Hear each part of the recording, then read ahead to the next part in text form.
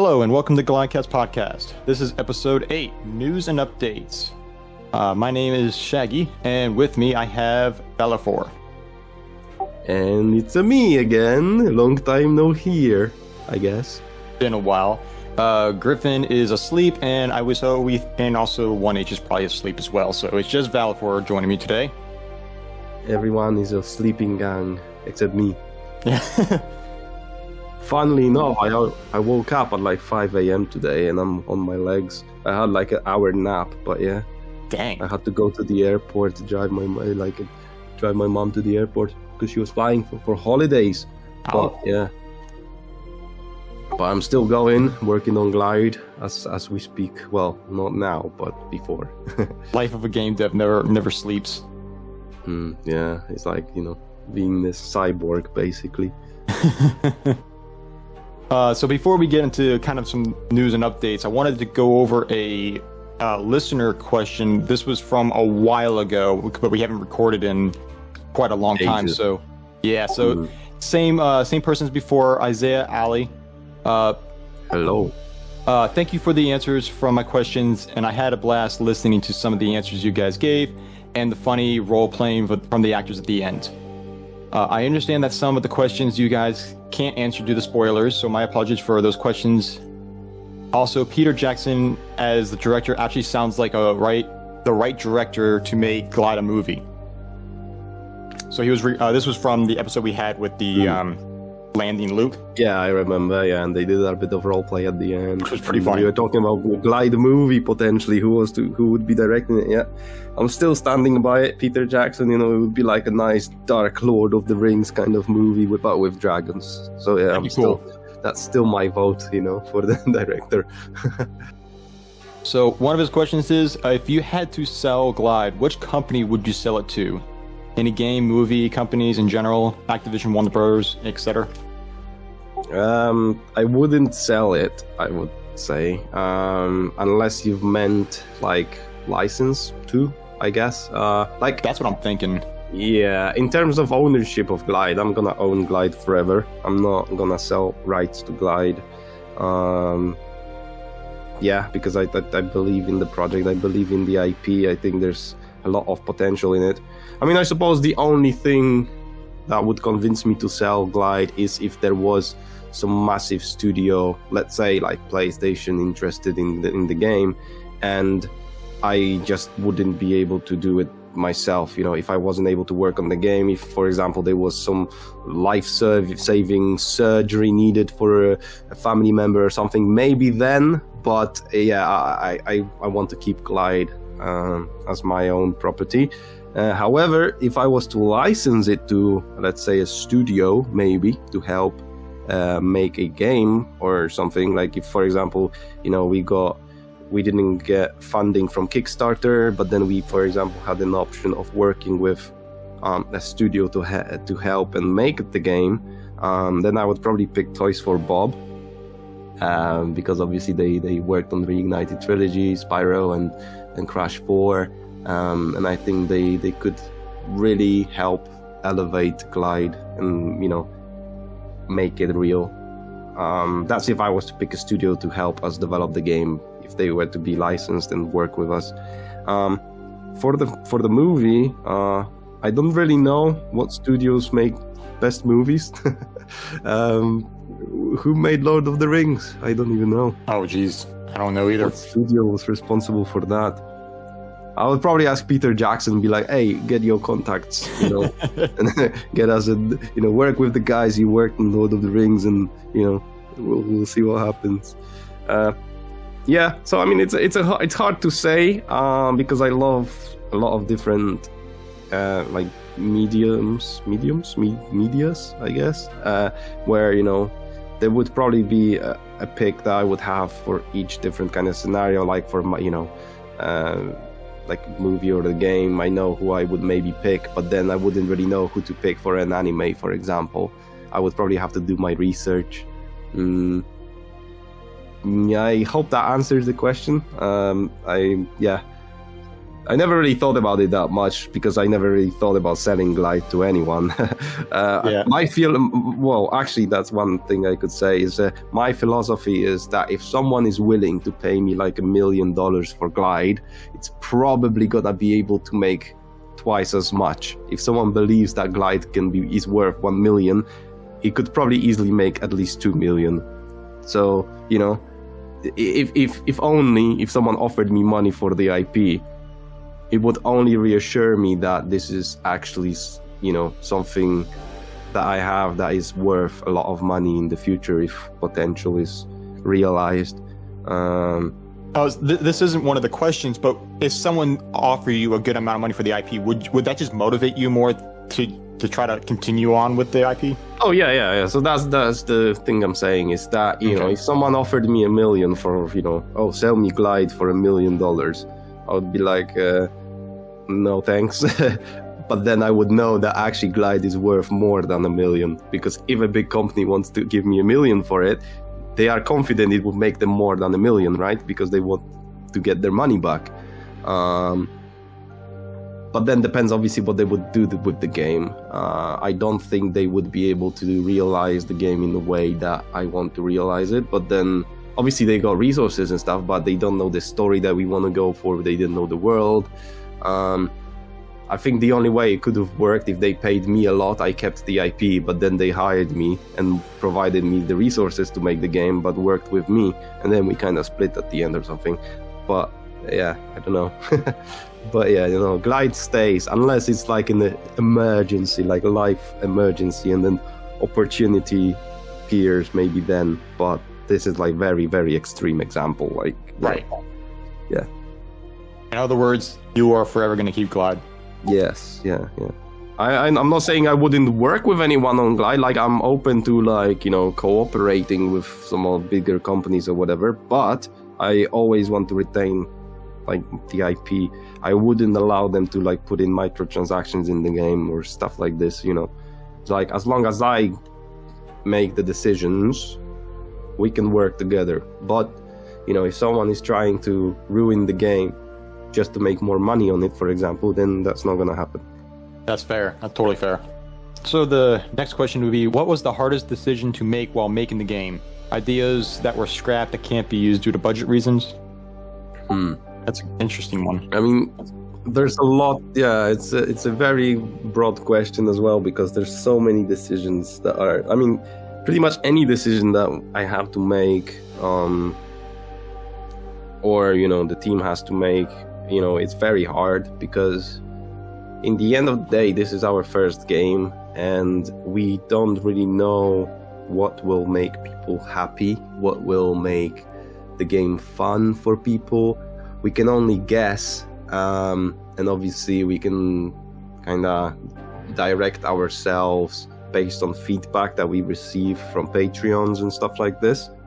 I mean, probably at the moment for the demo, probably the hardest decision that we had to take so far was to actually just call it a day and be like, you know, we are stopping the work on the demo. Like, this is it. That's the content we keep. We are not adding anything else. Because the biggest problem and the biggest mistake that I think we have done so far as well is that the demo just kind of blew out of proportion. It's good, it's big, it's massive for the demo. I mean, but everyone tells me, oh, it's basically a small game that you're releasing and it's gonna be free. It really is, yeah. It's just we spent so much time working on it, and you know, in the end of the day, you know, a lot of people also said, oh, this should be something that, you know, you could sell it for like $2, $3, $4 even, you know, because it's a small game. It's, you know, you get like, I don't really know, because I haven't done like a full playthrough as of current at the end of the demo development as of yet.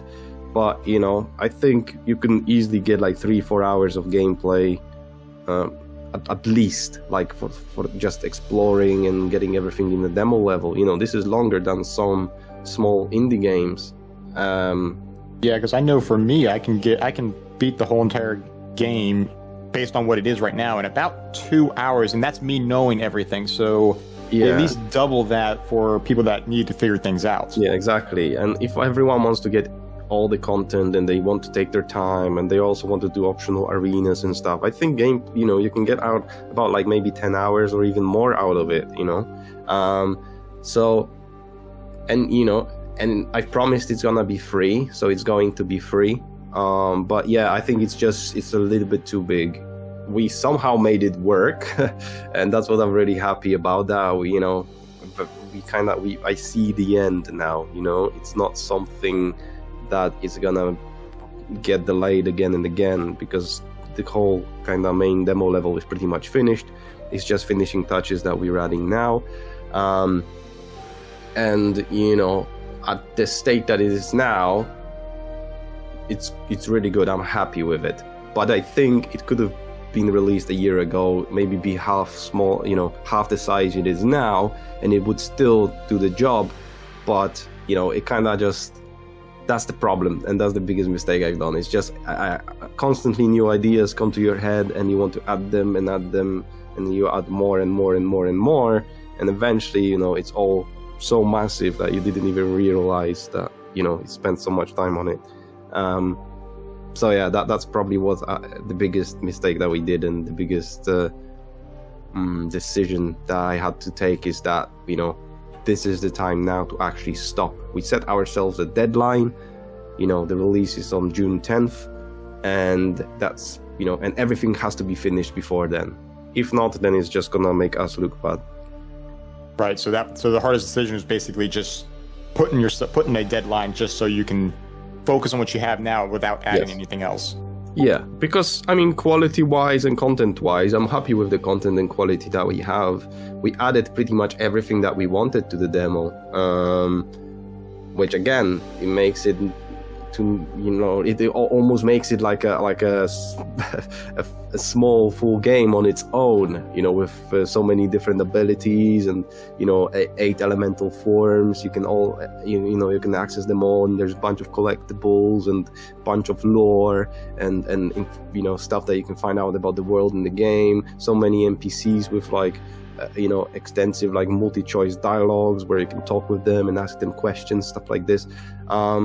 So yeah, I don't think we had to necessarily cut something that we really wanted. It's more like we just added too much stuff that could easily be just added in the full game and skipped in the demo, but it's in the demo as well. But I just hope that people see it and appreciate that fact that there's so much stuff to do in the demo, and they will see that for the full game, it's gonna be basically what's in the demo, plus more and better. Right. So that's the general message that I'm trying to go for with the demo release. You can just name an idea that was scrapped because it just, whether it was budget restrictions or time restrictions or just something that you didn't feel like was going to work. Is there anything you can share real quick? Give me just one thing.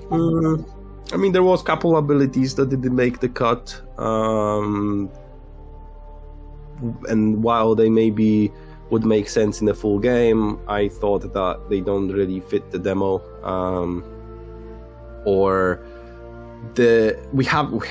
We didn't really make all the concepts for the NPCs. We some of the models are not made from the concepts. It would be nice to maybe have even more, but we already have tons of the models. So that's not a decision that I'm really sad about, because those NPCs can just be used for the full game anyway. We didn't really cut much content. I did cut some content today.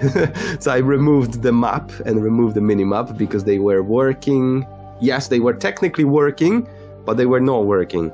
They were you could see an old version of the map, which wasn't even finished, so nothing really was visible on there. It was just kind of like the empty map. But then it just, because it was half working, you couldn't really zoom in. You could just see a zoomed out image of this massive level, so you couldn't even see where you are. I just decided that, while I really want to have a map and I want to have a mini map in the full game, and I wanted to have them in the demo, it's just they don't work and they don't look good. They don't represent the quality that I want in the game. So it's probably better to be without them than having them there and they don't really do what they're supposed to do. So yeah, that's a decision that I might regret later, because people might be like, oh, I'm lost in the level. But then the level is technically, as long as you follow the path, you'll reach the end. You know, it's kind of like, it's not very big. It's not Elden Ring, and it's semi-open. So there are like preset paths that, you know, you won't be able to progress further without unlocking a certain element, for example. So, you know, eventually you will have to find that element, so at least you know the play area that you're in. So I don't think the removal of map will be a big issue, but yeah, this is something that I've done, and I've made this decision even though I really wanted to keep the map. I'm just not able to make it so it actually is usable properly. I can probably agree with you that it's cool to have that in there, but like me personally, I started playing the demo when you first released the Patreon, and you didn't have the map then, and even now I still never really used it. So I didn't use it before, and I didn't need it before. It took me a while to figure out where I needed to go, but that's the whole point of an open world game, is to explore different areas, venture out to see where you can go, and you might find some. That's the whole point of an open world game. So I feel like taking it out might be a downgrade, but at the same time, I don't really think it's gonna be that big of an issue. Yeah, I mean, plus I don't think even a lot of people looked at the map or used it at all. At least I haven't had any feedback from the map, really. I mean, some people who have seen the map, they said that it looked nice because, you know, like the graphics on the map was good, but they still didn't give me any feedback in terms of navigating the level using the map.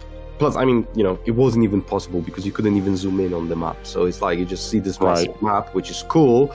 It shows you the whole area that the level is in, but you couldn't see any detail or any paths, any gates, anything. So it was like a map, but it wasn't a usable, functional map. So yeah, that's why it was scrapped. Other than that, in terms of any other budget restricted stuff or like technological stuff, I could do more. Like I could have some actual like primordials models maybe, but obviously they would be very expensive and it'd take a long time. Other than that, I can't really think of anything that I wanted to have and I scrapped or we didn't end up doing. Maybe 1H would be able to think of something, but he's not here today. So, but yeah, except some like special moves that were cut out or changed. But yeah, I mean, I'm quite happy with the state of the demo. Really, I don't really have any regrets in terms of, you know, content. Yeah, it's pretty good. So that's kind of it for his questions. The last one was basically regarding to if we're going to have an episode with the writing team, which we did. This was emailed to us before that episode, and we didn't add this to that episode. Yeah. So that basically answers that question. We did have an episode with Shooter and Ruick. Yeah. So that's all for the questions. So thank you, Isaiah, for those questions. So now we're going to get to the kind of the main topic of this episode. It's just because we haven't talked anything in a while. It's just going to be any news to the game, any updates. You actually mentioned June 10th is going to be the official release date for the demo. Yes. You chose that date for a reason. What was the reason why you chose June 10th specifically? Because it's a Monday. Well, the only reason really was that from my research and from some like feedback and like recommendation but from some people, basically the general idea is that, you know, releasing a demo is really good if you do it when Steam Next Fest is running. So and coincidentally June 10th is the Steam Next Fest. So that's the main reason why. I didn't really pick this date for any other reason. It's mainly just to time it with the big event on Steam, so that way Hopefully, Steam will push the demo to more people. It will be maybe, visible on front pages or something. I don't really know how those events work. It will be first time ever doing something like this.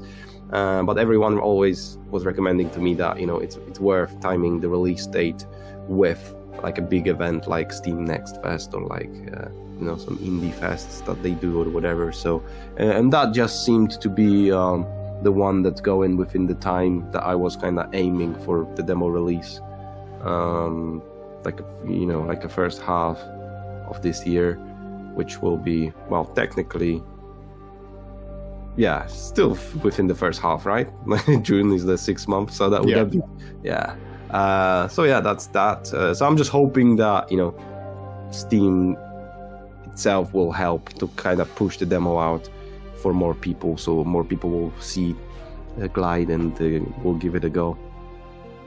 I'm going to throw a question at you. I'm looking for it, but I can't see it. But how many people have the game under wish list under Steam? I think last time I've checked it was 9,000 almost. Good gosh. Let me have a look. So the exact number is 8,863. Wow. That's a good number. There's a lot of people. Yeah, I think it's good. Almost 10,000 people. I'm happy with it. Yeah. Obviously, the more the better, but oh, absolutely. Yeah, it's really good. Fun fact: overall, it was added 10,000 times to the wish lists, but it was also 1,000 people removed it from their wish list for some reason. So that's that. But yeah, we're above 9,000 now. That's quite a bit. Yep, I just hope all those people will play the game when it's out. When the demo is out, they'll try it and they actually will play. I mean, you think probably a good 80-90% of those people will actually download the game. Hopefully, fingers crossed. I mean, the internet, it's a big unknown. I think, it depends on the algorithm. It depends on, how stars align, really. It might be that it will skyrocket and millions will be playing it, or I don't want to say that no one will be playing it because I know people will be playing it, but it's just, I hope, it will be more than less. My goal is before you release it is to hit 200 hours. Yeah, you're like the most dedicated fan. I'm at 125 so far. Maybe we can, maybe, I don't know if we're gonna have time, but some kind of achievements would be cool. But yeah, or for the amount of hours played or something. Maybe. But then I don't know how that would work, because ideally, when the full demo is out, it would be wise to just start fresh for everyone and wipe the save one final time. So I don't know, but overall time played for you would stay. Yeah. But actual in-game time would probably obviously reset. But yeah, 2 hours played it's a feat, it's a feat. Yeah, I can definitely get that done before June. I can definitely get it done. If I could put 20 hours in Helldivers 2 in 2 weeks, or less than 2 weeks, I could definitely put 75 hours in the next couple months. Yeah, just don't leave it open. And then... I don't. That is cheating. I do not do it that way. Believe me, I do not do it. Now, in that whole entire 125 hours of playing, there might be 2 hours of actual, maybe 3 hours of total time that may have been where I walked out, went to the bathroom, AFK. Or a small AFK. Yeah. But no, I definitely, I'm not going to do that. I know that's cheating. It's impressive. Even I don't have that many hours, probably. Well, but when you add all the dev time creating the game, you've outmatched everyone. Oh yeah, it's thousands of hours. We spent ages. It was crazy. So, cool. So June 10th is the release date. Definitely put that on your wish list on Steam. Yeah, just search up Glyde the Dragon. It's almost like Spyro, except it's Glyde the Dragon. Orange instead of purple. Yes, yeah. Orange is the new purple. That's what I say. Orange and purple, they're good colors. They go together very well. Maybe one day. Crossover. So Another one I want to mention is the NPC update. So you released the NPCs into the demo for Patreons to try out. Yes. That's pretty cool. It's really cool to see everyone there and what they've requested, what type of dragon they requested, their text. I mean, of course, I can always go on the Discord and go to, now if you're a Patreon, you have access to it, but basically it's a list that shows where you can request for what you want your character to say, what dragon you want and everything. And yeah, I've read that whole list, but it's one thing reading the list and actually seeing it and like walking around and finding different people. Like I'm going around trying to find my friends and seeing, even though I know what they said in the text on Discord, it's just cool to find their dragon, find them roaming around, and then actually reading what they wrote. There was a couple creative ones. I'm not going to spoil anything, but there was actually some really creative ones. So there's a lot of I don't want to say secrets, but it's just there's creative. People have definitely been very creative in what they want to say. A question for you on that is, I know you spent a lot of time working on that, putting all those characters in there, typing it all out. Yep. But really, like, how difficult was it to really? Was it difficult, or was it just time consuming to do all that work, putting all those NPCs in there? So it's a little bit of both. I mean, I probably wouldn't say it was very difficult in terms of technical standpoint, because the NPCs, they are pretty much just kind of like a copy paste of already existing NPCs that we had in the world before, except obviously so they work, right? I mean, it's kind of, they just follow the same kind of rules. The same code is being used as for regular NPCs in the game. The main different part is obviously, and that was the most time-consuming part. So yeah, it was more like time-consuming rather than hard. It's just putting all those NPCs into, because there's tons of them. There's actually way more than I anticipated. All the Patreon NPCs, and they just keep coming as well. It was just very draining, because you have to go through, let's say, 50 NPCs, change the model, change the textures, change the guardian spirit color. You have to set up dialogue tables for them. You have to type in all the dialogues. Every person had about up to 4 lines of dialogue that they could kind of customize, and they could decide what the NPC will say. So obviously I had to type all those in manually, fix any spelling mistakes, errors. Some of them, they had to be modified a little to actually match kind of the world and everything. And then also I had to obviously put all the names in stuff. So it was more tedious than hard. But yeah, I mean, it was just very time consuming, doing all those NPCs would take me like a whole day, for example, just, going one by one, and then also making sure they all are in the level, they don't fall underground somewhere, stuff like this.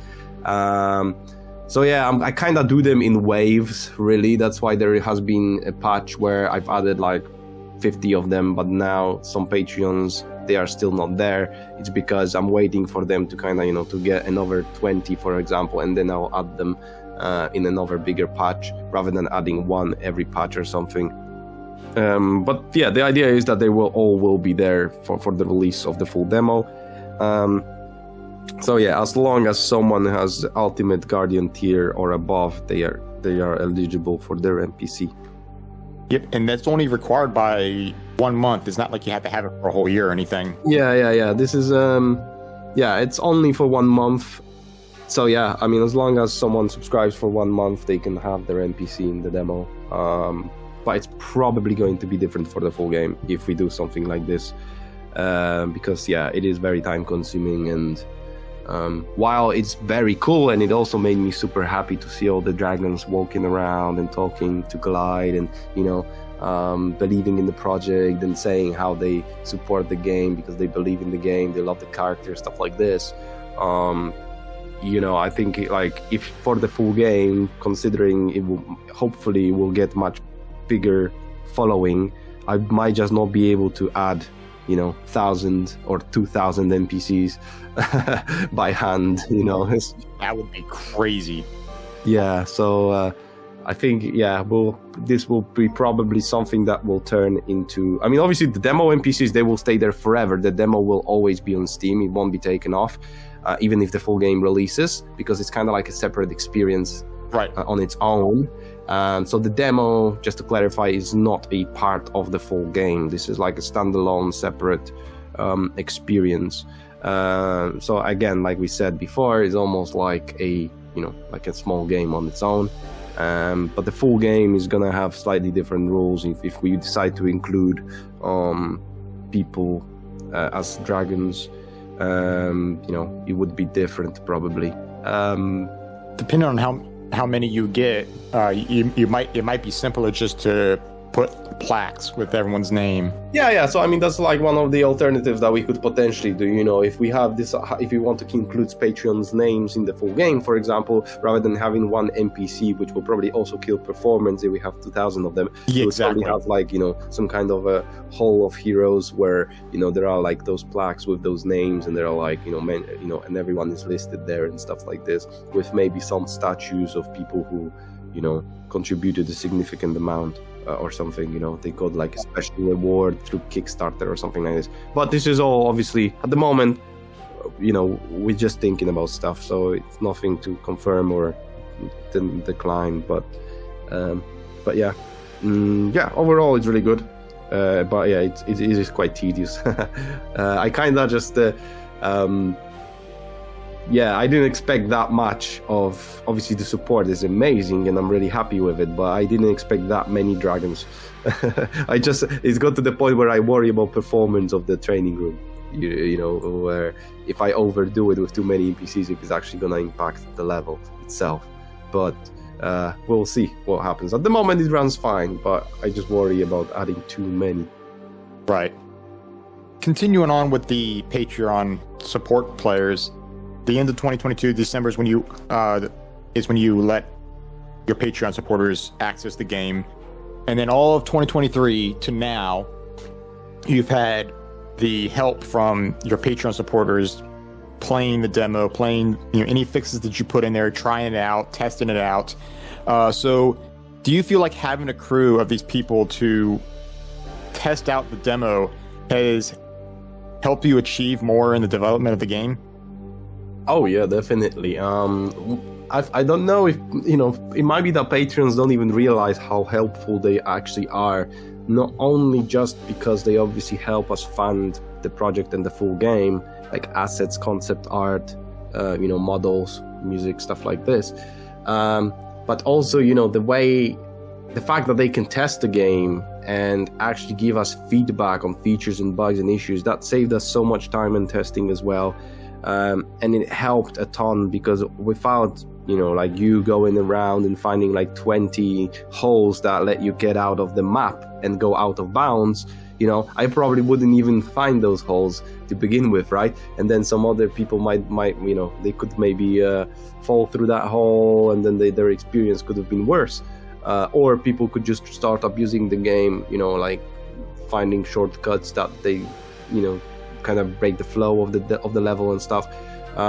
So yeah, it's very, very nice that people were actually kind enough to provide feedback and spend their time testing the game over and over. And when we had issues with saving, replaying the game multiple times, it really, really helped. And I think this is the main reason why the game is so polished and so many bugs are just no longer there. It's because we didn't have to look for them ourselves. We had this player base that was just still having fun, but also was just reporting everything to us, and we could fix it. So that's why I think the game is so polished, and everyone just admires how good the game plays and how little bugs there are. And that's mainly thanks to Patreon. So yeah, I'm really grateful. And I think patrons, they might think that, we're just donating money and we're helping with the development, but actually the whole gameplay testing is such a massive factor that helped us to deliver this good experience. I don't think a lot of people realize that.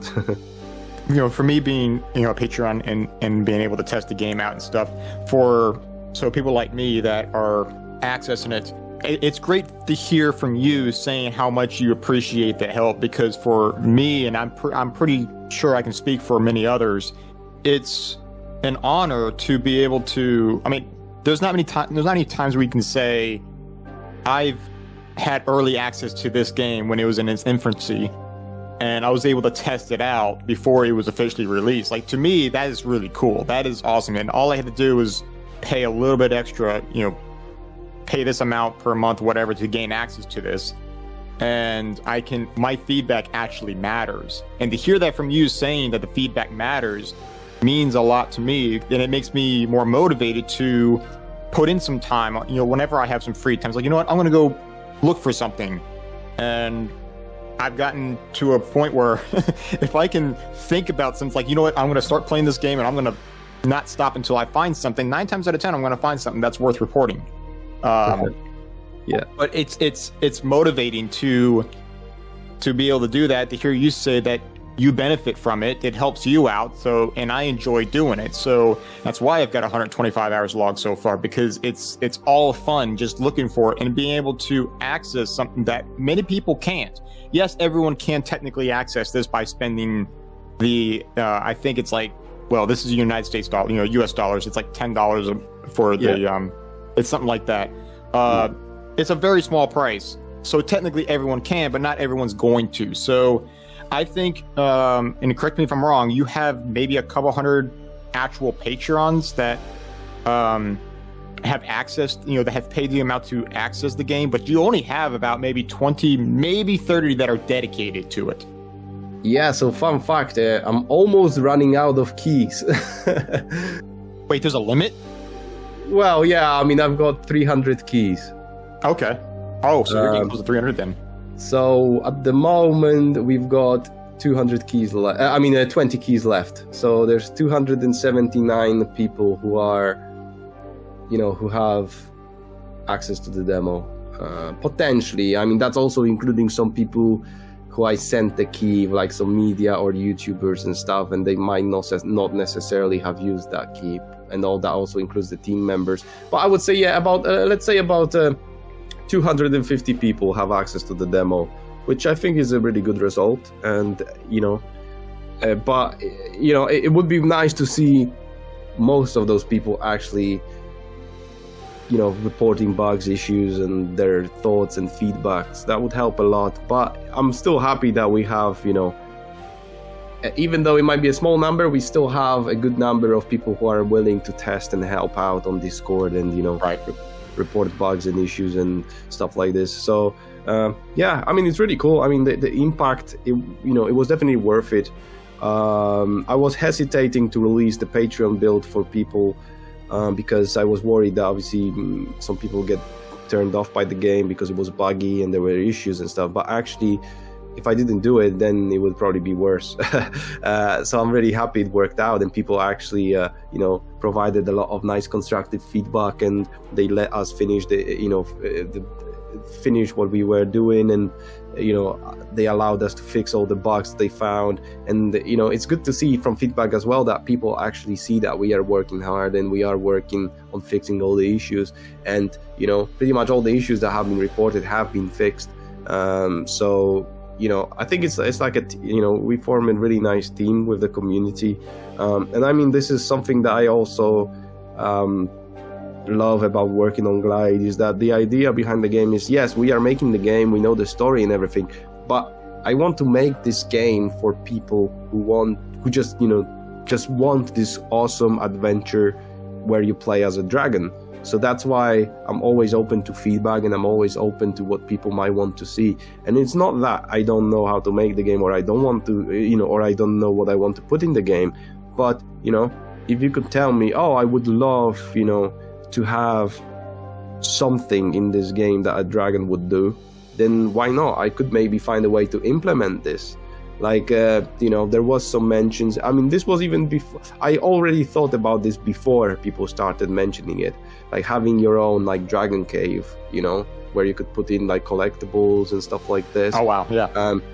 So, there is an idea to make a section in the full game where you have like it's Glyde's home basically, and you can fast travel to it, you know, like at any point maybe, you know, just to kind of chill. And it's like this cool place where you can just go in and, you know, you find collectibles, you know, you can put them there. This is mainly inspired by Monster Hunter World, by the way. This is the game that inspired me to do something similar, where you could have this home and you could find, you know, capture different monsters in Monster Hunter, like small creatures, and you could put them and they would be roaming, you know, walking around your like house.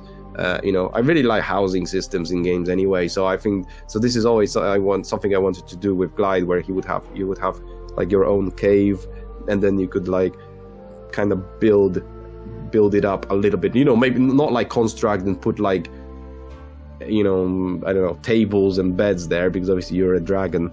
But, you know, like stuff like you could hang on the walls, like, you know, you would unlock something and then it would show up in your home, you know. So this is one of the things that also was being mentioned by community, and yeah, I'm totally on board of it. And you know, if we ever get to make the full game, if it all kind of works out and we have the budget, then yeah, you can expect Glyde to have his own home where you will be able to just, you know, chill and look at the things that you've gathered so far in the game. Fast travel would definitely be very helpful. I can't tell you how many times I've had to go from one end of the map to the other and then back. Yeah, I mean, the way the fast travel, at least in my head, like in theory, what I'm planning on doing is, it's not necessarily gonna be fast travel where you immediately travel to another place. But what I mean by fast travel is, like, you have, you know, wind rings, right? Wind rings. In the demo level. You would be able to fast travel between checkpoints using wind rings in the full game. Obviously, they would be spread apart a lot more, so you still have to reach the nearest checkpoint, like, you know, dragon fruit tree. But then from there, you have wind rings, and you can just select where you want to go, and you can just rapidly go that way. You would just still fly through all the wind rings without loading screens, but, you know, it would be just really quick. So that's the idea that I wanted to try and play around with. I want to have this nice seamless experience, but then again, we'll see obviously on the budget and what we're gonna be able to do, and on the overall scale of the game. Yeah, that would be nice, because that way you know, like Kenny said, it's not an instant teleportation to wherever you want to go. It's more fluid. You know, you're still traveling there, but it's faster. It's basically what the Flight Master system is in World of Warcraft, where you would fly from one point, you know, from point A to point B, and you had to watch your character fly there, which I really liked. But in World of Warcraft, obviously, it was taking too long. It was just too slow. What I would do in Glyde, I would make it, you know, really fast, but you still see Glyde actually flying through those wind rings, like, you know, just diving through them like he does in the demo, and you just, you know, rapidly go over this landscape and then you land at your destination. But this is just an idea, obviously, so this is not 100% what's going to be in the full game, because there are also technical kind of obstacles that we would have to overcome, like, you know, rendering the whole level and performance and stuff like this. So right, yeah, we'll see what happens, but this is like an idea that I have.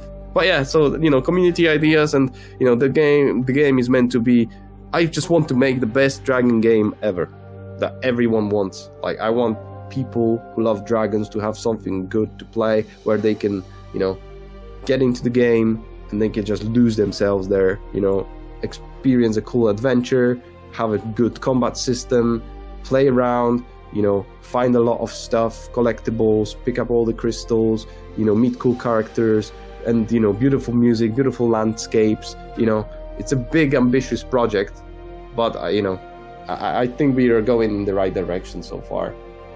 Absolutely. It's got a good atmosphere to it. The music definitely, it makes you feel, you know, depending where you're at, of course. Well, no, I mean, actually, all the music is very, very peaceful and calming, except if you're in a battle, then of course it's a little more intense. But even then, it's not really dark or anything. It's more energetic. So overall, the music it's very good. Whether it's either really peaceful or very energetic, but either way, it puts you in a really good mood, and it really enlightens the atmosphere of the game a lot more. Except the corruption. Except for the corruption, yeah. There you go. I was trying to. I knew there was something else I was missing. Yeah, corruption is a bit dark, but yeah. I mean, there's so many cool ideas that we have. I mean, I guess you'll see in the future. Cool. So another one I want to mention about, we talked about it off recording a little bit, but I just mentioned it a little bit. We could talk a little bit about it, but a while back you mentioned about voice acting auditions. So do you want to talk a little bit about that? Yeah, I mean, we'll see what happens. I mean, the thing is, at the moment, we are still finishing the demo. There was an idea where once all the NPCs are in the game, then we would see how many voice actors we would need, and then we would potentially maybe announce some kind of audition where we could maybe have voice actors send us their demos if they want to voice a character in the demo in the game, and then we would maybe work with them to voice a character. But I'm still thinking how I should handle this. So yeah, because the NPCs are still not fully in the game yet. We still don't have all the dialogue in the game yet. This is something that I'm gonna actually be doing soon. I'm hoping to get it done before the end of this month, which is like I have another week. So then maybe in April sometime you could expect some kind of audition notice. But I also have some contacts already with that deal with voice acting, and they're pretty good, and they got good equipment, and they are willing to voice characters in Glyde. So they might get priority, but we'll see what happens. At the moment, I think it's still a little bit too early to say what exactly is gonna be done. But the general idea is that depending on the amount of NPCs and the voice work required, it would be nice to have every character sound different and be done by a different voice actor.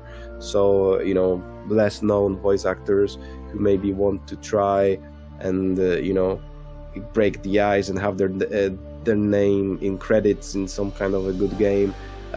Maybe then they could get the chance to be part of Glyde and get, some kind of experience that way as well. So we're not necessarily going to be looking for professionals only, but it would be good to have some form of standard, we don't want just anyone from, with like $1 microphone, bad quality and stuff like this, voicing characters in the game. So there needs to be some kind of a bar set. But in general, I want to give as many people a chance as possible.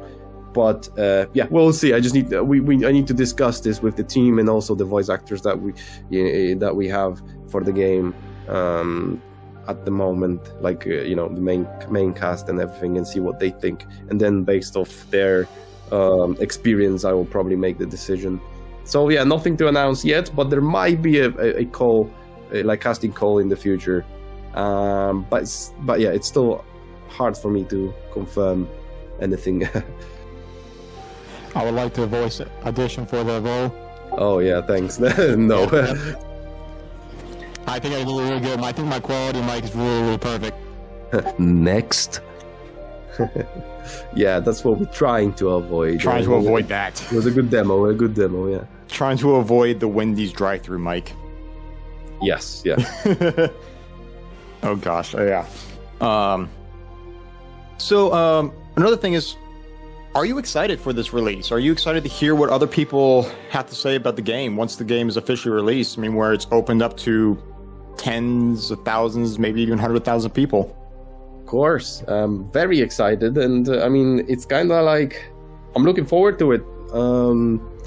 At the moment, I'm just focusing on working hard and actually finishing the demo. This is my main focus. I try to not think about other things. But it will also be a big weight off my shoulders as well, because then we'll have a little break, thinking what's next. And we also have to obviously deal with Kickstarter as well, like decide on what we want to do with Kickstarter, how we want to run the campaign. This is still something that is kind of work in progress at the moment. I mean, the idea would be probably to release the Kickstarter campaign at the same time where the demo is out, or maybe shortly after, while people are still invested in the game. But I never done anything like Kickstarter before, so it's gonna be first time ever as well. And I just, that's my biggest worry, probably, how that's gonna be, how that's gonna work out, basically. But yeah, for the demo, 100% very excited. Can't wait for the release and to hear all the thoughts from people. But yeah, what's gonna happen next? It's hard to say at the moment. Obviously, we need funding. We need Patreon support. We will need Kickstarter support. Everyone will just have to share Glyde everywhere. Absolutely.